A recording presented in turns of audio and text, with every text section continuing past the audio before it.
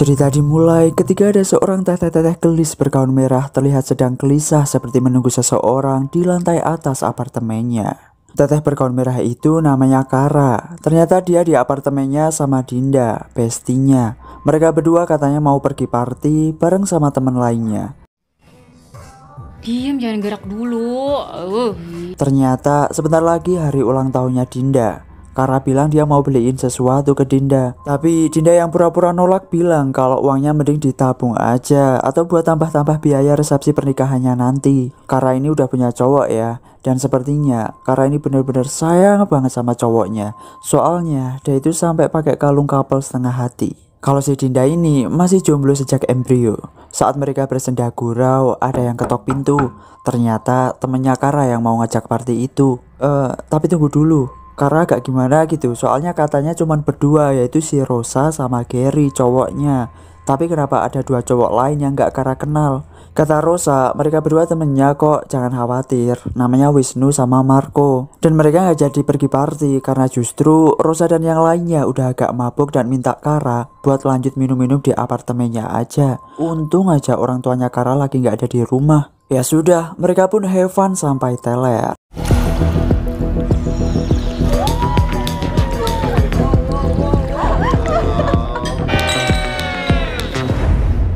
Ternyata ayahnya Kara itu namanya Putra. Kita tahu dari notif panggilan tak terjawab di HP Kara. Entah lagi ada masalah apa gimana sama ayahnya. Kara ini gak jawab telepon Putra dan lanjut minum. Sampai akhirnya mereka semua benar-benar mabuk. Bahkan Dinda pun sampai jalan sempoyongan ke kamar mandi karena mual-mual. Saat Dinda hoek-hoek di kamar mandi, tiba-tiba Wisnu datang dan langsung nyeruduk Dinda mau dikasih yang anget-anget. Tapi Dinda gak mau yang anget-anget. Dia pun langsung berontak melawan Wisnu dan akhirnya berhasil kabur. Tapi pas dia keluar, Kara hilang entah kemana. Yang masih kelihatan cuma si Rosa sama Gary yang habis bangun tidur. Dinda akhirnya kabur dari apartemen itu. Keesokan harinya, ibunya Kara baru pulang ke apartemen. Pas dia mau buka pintu, loh kok nggak dikunci? Pikiran dia makin kacau ketika ngelihat kondisi apartemen yang abruk-abrukan kayak habis terjadi kemalingan. Apalagi Kara yang nggak ada walaupun dipanggil berkali-kali. Pas masuk kamar mandi, dia kaget bukan main ngelihat shower yang masih nyala dengan darah di bathtub. Akhirnya dia telepon Dinda nanyain di mana Kara dan apa yang sebenarnya terjadi tadi malam. Tapi Dinda yang juga masih shock jawab dengan santai, seolah-olah dia nggak tahu apa-apa dan mencoba menenangkan ibunya Kara. Nggak tahu tante. Kamu nggak bohong kan? Singkat cerita, 1 bulan telah berlalu, namun Kara belum juga ditemukan. Dinda sudah berulang kali mengganti poster orang hilang. Sesaat kemudian, Putra pacarnya Kara datang. Dia juga terlihat sudah pasrah dengan keadaan. Putra berspekulasi kalau si Kara itu kabur karena orang tuanya strict parents alias suka mengekang. Tapi Dinda balikin omongan Putra kalau kata Kara justru yang suka ngekang itu si Putra. Mungkin itulah alasan Kara dulu kayak ilfil sama Putra. Putra lanjutannya sebenarnya apa yang terjadi malam itu. Tapi Dinda yang ngerasa udah jelasin semuanya ke polisi, nggak perlu jelasin lagi ke dia. Bukan cuma lu yang kehilangan Kara. Beralih ke ibunya Kara, karena dia udah capek nunggu penyelidikan polisi yang tak kunjung menemukan anaknya, jalur gaib pun ia tempuh. Ia mendatangi seorang nenek-nenek, indigo katakanlah, namanya Nenek Wong. Setelah diterawang oleh Nenek Wong, kata dia Kara sudah mati. Anak lu udah mati. Beralih ke Dinda, dia ternyata tinggal di sebuah kos-kosan bebas. Dia tinggal sama adik satu-satunya, yaitu Ari. Ternyata mereka berdua ini yatim piatu. Malam itu, Ari ngasih surprise ke Dinda karena Dinda ulang tahun. Entah dari mana tuh bocil bisa dapet duit buat beli cake ya kan. Setelah menyantap cake-nya, mereka pun rebahan santuy. Yuk, tidur. Udah malam. Siang harinya, Dinda yang habis pulang kuliah dapat WA dari ibunya Kara. Dia disuruh ke apartemen. Saat tiba di sana, dia ngelihat ada ibu-ibu yang lagi komplain ke petugas soalnya air di apartemen keruh. Dinda pun sampai juga di apartemen ibunya Kara. Terlihat ibunya Kara dengan tatapan menyeramkan menyuruh Dinda masuk ke dalam. Lalu ibunya Kara minta tolong ambilin cangkir di dapur. Dinda shock, banyak tumpukan piring kotor kayak gak dicuci setahun. Dan ternyata emang benar, air di apartemen itu emang keruh kayak air comberan. Akhirnya cangkirnya cuman dilap aja sama si Dinda. Ternyata cangkirnya itu mau dipakai ibunya Kara buat naruh dupa doain Kara. Kirain teh mau dipakai buat nyuguh Dinda. Dinda bilang, kenapa Kara didoain? Kan belum tentu dia udah meninggal. Tante tahu, Din. Tante tahu. Ibunya Kara lanjut ngobrol empat mata sama Dinda sembari makan kue dengan sebilah pisau. Dia mohon ke Dinda buat kasih tahu sebenarnya di mana Kara. Katakan di mana Kara? Kalau aku tahu buat apa aku sembunyiin? Dinda emosi soalnya dia emang beneran gak tahu. Lalu tiba-tiba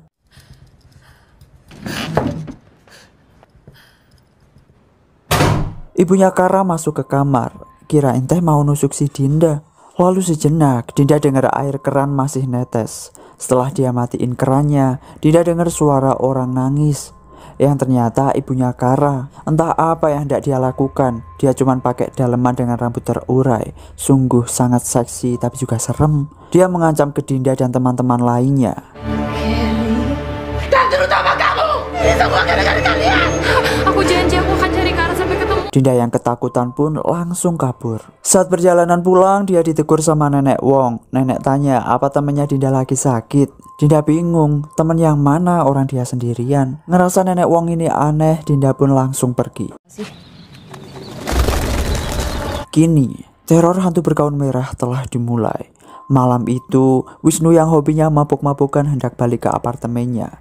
Saat dia naik lift, dari kejauhan terlihat sosok wanita bergaun merah. Pikir Wisnu, ya mungkin orang biasa. Tapi, tiap dia naik lantai, sosok itu masih saja terlihat bahkan semakin dekat. Wisnu pun mulai ketakutan. Dan apa yang terjadi saudara-saudara?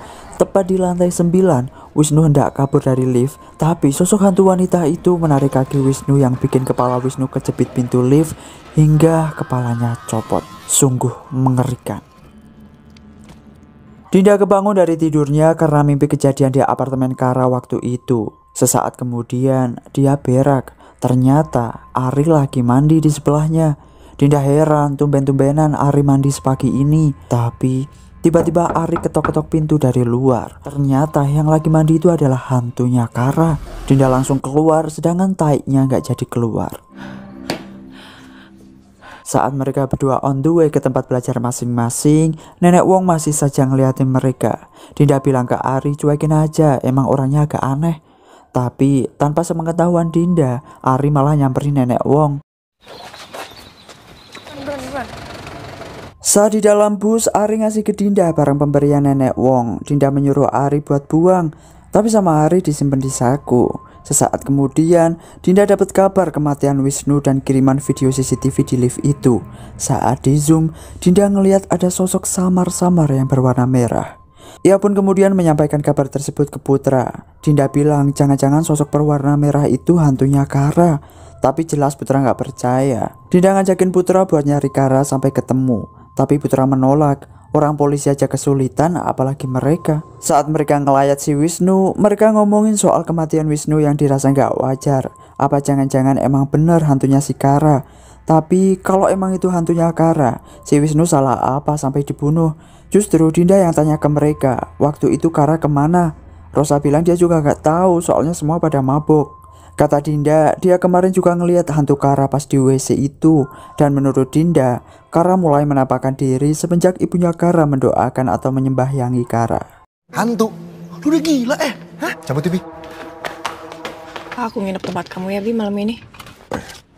Malam pun tiba. Saat berkendara di dalam mobil, Gary dan Rosa cekcok perkara hantu Kara. Rosa sangat ketakutan kalau mereka berdua bakal jadi korban selanjutnya. Meskipun Rosa dan Gary ini gak tahu apa-apa soal Kara waktu itu. Curiganya Rosa, Wisnu atau Marco yang ngapa-ngapain si Kara. Gary bilang gak mungkin. Saat mereka adu bacot, tiba-tiba saja Gary nabrak sesuatu. Tapi pas mereka turun gak ada apa-apa. Sesaat kemudian, Gary ngelihat hantu bergaun merah itu yang hendak menyerangnya. Langsung dia masuk mobil dan tancap gas. Dikiranya yang di sebelahnya itu si Rosa. Justru Rosa malah telepon kenapa dia ditinggal. Ternyata di sampingnya Gary itu si teteh bergaun merah. Saat Gary mau kabur, baru juga mobil pintu dibuka. Dia keseruduk mobil lain hingga sekarat saat itu juga.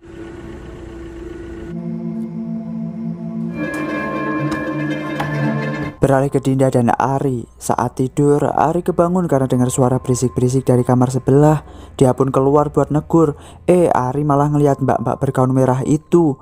Tapi Ari masih biasa aja nih ya, dikira kan orang kan. Keluarlah mbak-mbak penghuni kamar sebelah yang ternyata lagi silaturahmi kelamin sama pelanggannya.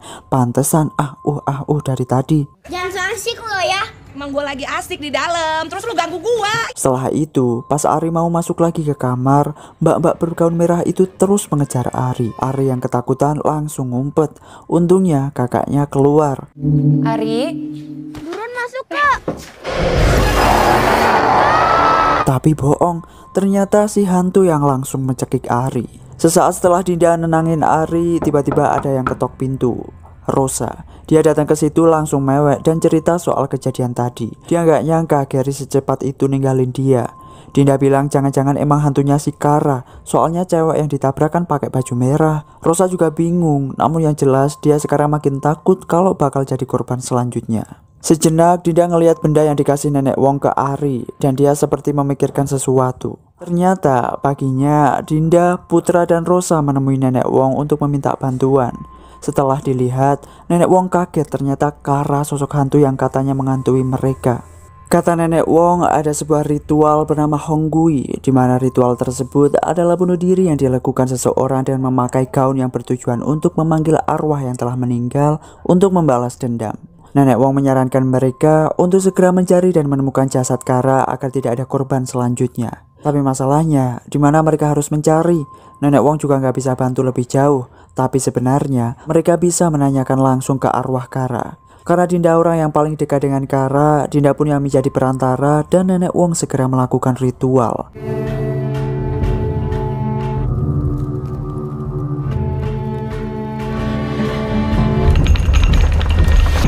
Sesaat kemudian, tiba-tiba Dinda sendirian. Dia panggil-panggil mereka tapi gak ada jawaban. Dinda kemudian ngelihat Kara yang tengah diperkeos oleh seseorang yang jelas tangannya berbulu. Waduh, siapa ya yang tangannya berbulu? Setelah diperkeos, samar-samar Dinda ngelihat Kara dimasukkan ke dalam suatu tempat dan ditutup entah apa itu. Lalu Dinda akhirnya sadar, tapi saat dia sadar keadaan sudah kacau. Ternyata nenek Wong dirasuki oleh arwah hantu bergaun merah itu dan langsung menyerang Rosa dengan brutalnya. Dinda sama Putra cuma ngeliatin sambil sembunyi. Setelah Rosa bersimbah darah, barulah Dinda nolongin. Tapi justru sekarang giliran Dinda yang diserang.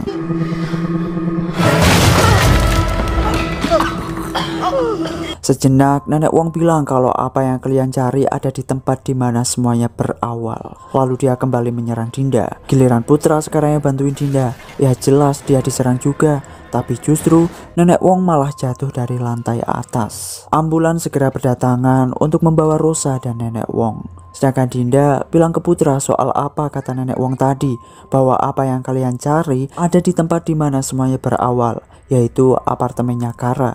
Ya sudah, mau gak mau Putra pun ikut. Setibanya di apartemen, mereka gak dengar jawaban dari ibunya Kara saat mereka panggil. Dengan sedikit lancang, Dinda dan Putra masuk aja. Lampu mati menambah suasana horor. Ternyata saudara-saudara, saat mereka masuk ke kamar, ibunya Kara sudah gantung diri. Ternyata ibunya Kara melakukan ritual Honggui seperti yang dijelaskan nenek Wong. Ritual bunuh diri dengan memakai gaun untuk memanggil arwah yang telah meninggal supaya balas dendam. Dan gaun yang dipakai ibunya Kara itu warna merah. Ternyata selama ini arwah Kara menghantui mereka dengan meminjam jasad ibunya. Pantes saja gaun yang dipakai si hantu itu gombrong gak kayak gaunnya Kara, elegan. Dinda saat itu juga langsung kaget dan nangis kejer saking gak percaya apa yang dia lihat. Akhirnya jasad ibunya Kara dikremasi. Dinda dan Putra yang ikut acara tersebut merasa lega.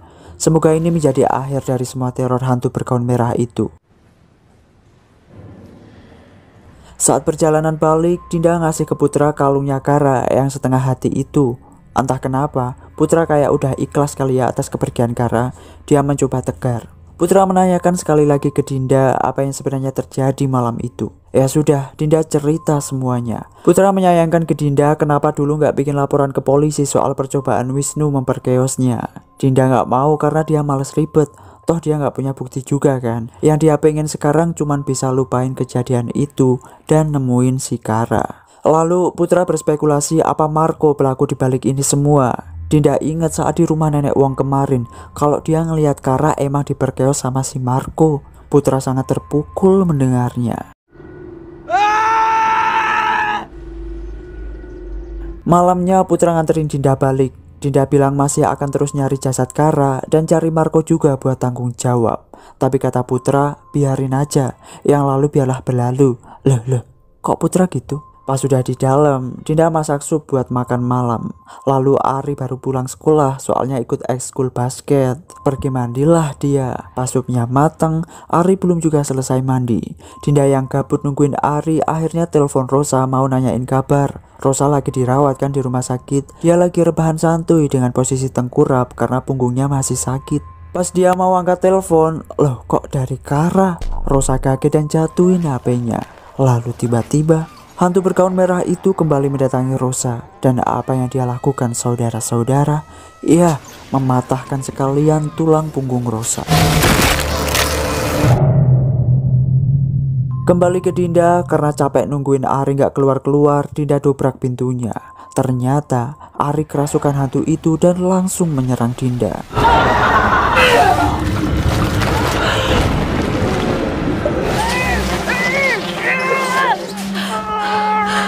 Untung saja Dinda berhasil menjinakkan si hantu.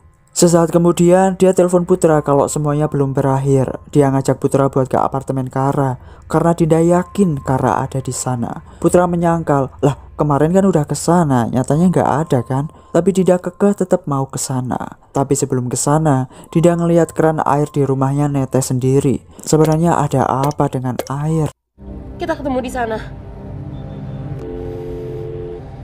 Setibanya di apartemen, Dinda dengan berani masuk sendiri dan mulai mencari Kara. Lagi-lagi, keran air di dapur netes sendiri. Setelah dimatiin Dinda, tiba-tiba keluar rambut dari kerannya. Bukan hanya itu, di atap ada petunjuk semacam tapak bekas orang.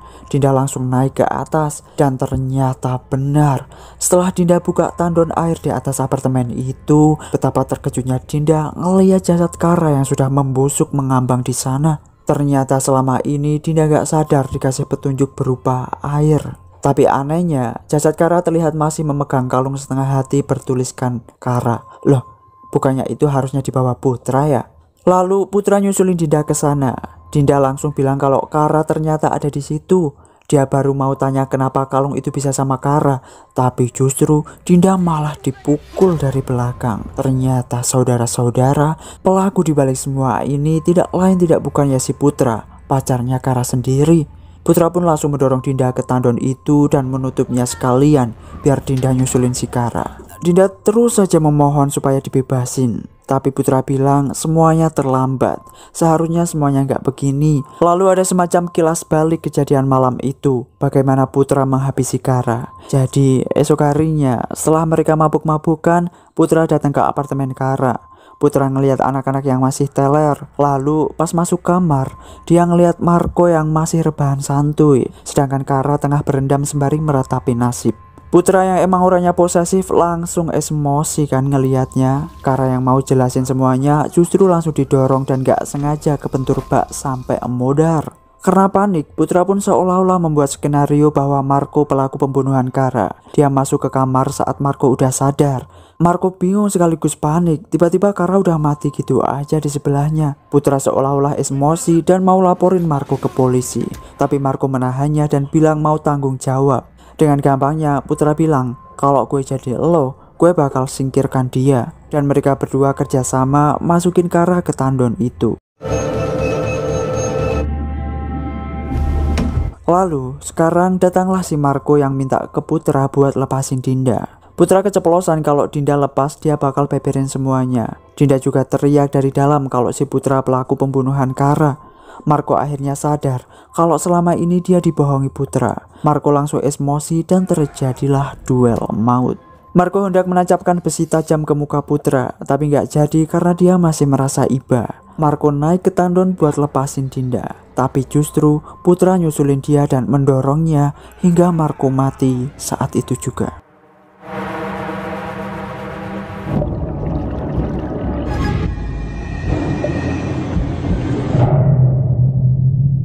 Pas Putra lagi ngegeret jasad Marco, Dinda dirasuki arwah Kara.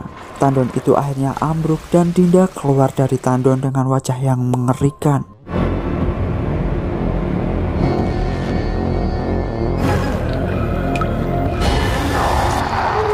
Putra mencoba kabur, tapi Dinda berhasil menahannya dan menjepit kaki Putra di pintu darurat. Saat Putra nggak bisa jalan, Dinda langsung ambil besi tajam itu dan menancapkan di dada Putra. Putra mohon ke dia buat dimaafin lah. Sejenak, Dinda pun sadar dan sudah tidak dalam pengaruh arwah Kara. Langsung giliran Putra yang nancepin besi itu ke perut Dinda. Saat itu juga, arwah Kara tiba-tiba datang memeluk Putra, membawanya terjun bebas dari atas gedung.